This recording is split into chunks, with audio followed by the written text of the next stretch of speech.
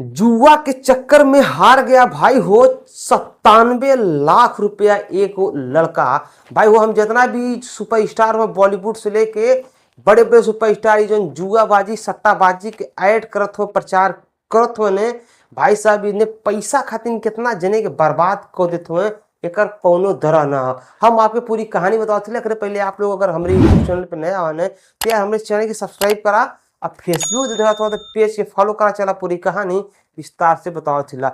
भाई साहब भी जो बॉलीवुड का स्टार हो बड़ा बड़ा जेकरे खातिर मतलब कि फैंस की ही देन बा कि आज वो पोजीशन पहुंचल हुए। ये सब भाई हो चंद पैसा खातिर इतना गलत गलत प्रचार जाके करत हुए ऐड करत हुए कि इन्हीं के विश्वास पे पब्लिक जो बा कि लाइन में जा मतलब कि उन्हें बात मान जा रहा बा।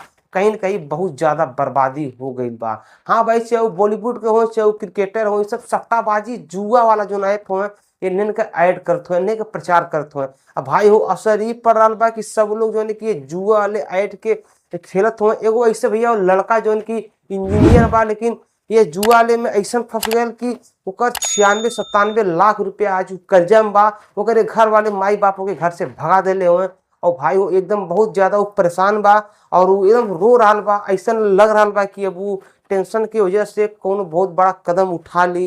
भाई वो बहुत ज्यादा वो परेशान बा सिर्फ यही सट्टाबाजी के चक्कर में। पहली बात तो सरकार के ये सट्टाबाजी जुएन के बंद करे के चाहिए। ये फिलहाल में ये जो बड़ा बड़ा सुपर स्टार लोग इन्हें सपोर्ट करत हुए इन्हें का साथ देते हुए ये सुपर स्टार का साथ ना दे चाहिए। कहे भाई कहीं न कहीं उनके फैंस ही ये कुछ चक्कर में आके बर्बाद हो जा रहा बाटे।